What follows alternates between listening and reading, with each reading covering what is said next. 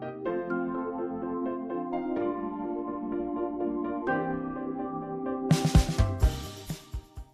everyone, it's Corey with Sims Investment Management. This is another monthly update. It is May 2026, and if there's bags under my eyes still, it's because Emily and I are 5 weeks in with our son Braden, and things are going pretty well. A little bit sleep deprivation, but overall he's been a great baby. Emily's doing great, and Carter's been a wonderful big brother, which we're super thankful for.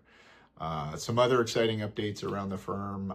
We've finished our downstairs conference room space, which will make it easier for clients to come in and visit us for their meetings, as well as give us some more room to keep growing into for some future employees, which we're excited to announce that we have another advisor joining us next week, Mark Grome, who will be joining me on some meetings in the near future and on some calls, and we look forward to Mark joining the team and bringing him up to speed.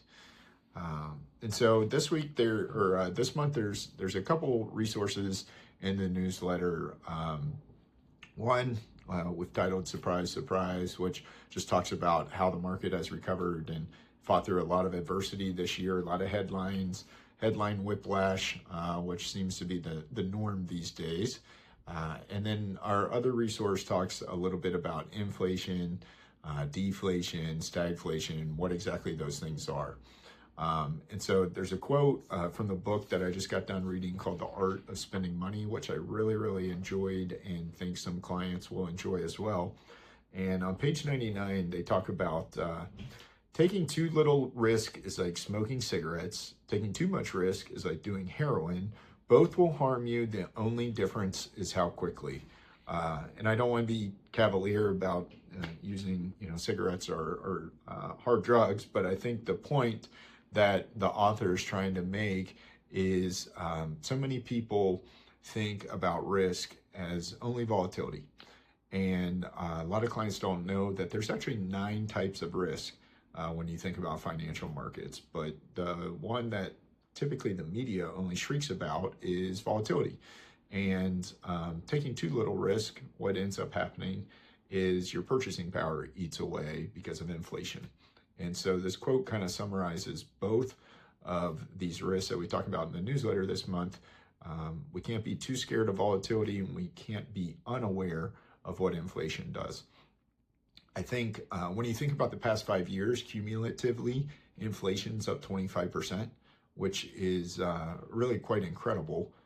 The way to think through that is if you had a $400,000 house in 2020, your house should be $500,000 in value today, or else you have not even kept up with inflation, right? And so this mindset of, well, we hear clients talk about like, well, when prices go down, can't wait until we get into a more normal environment when things don't cost as much. And we're really trying to reset expectations, because that would be deflation, which historically is not a great thing.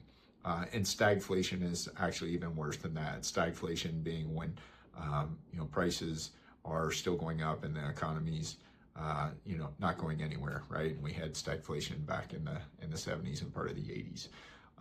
Deflation means that we're not growing as an economy anymore. And what the Fed typically tries to do, one of their mandates is they want to keep inflation somewhere around 2%.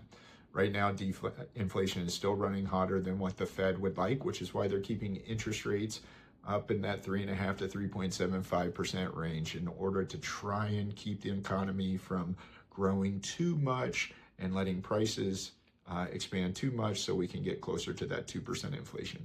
What that does not mean is all of a sudden prices are going to go back to what they were 6 or 7 years ago.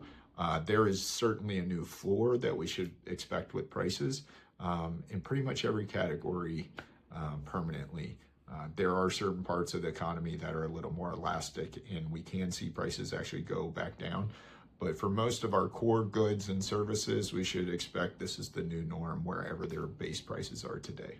So I think hopefully you enjoy both of these resources, and they touch on different topics that we've talked about before, but I think they summarize them really nicely and hopefully drive the point home of we can't be too afraid of one risk, and we can't be blind and turn our eye to the other. I think that's it for this month. We'll be back in June, and I hope everybody has a great rest of the school year, good kickoff to the summer. And as always, thanks for being our clients. If you think this video would be helpful to anybody that you know, please feel free to share, and we'll see you next month. Thanks.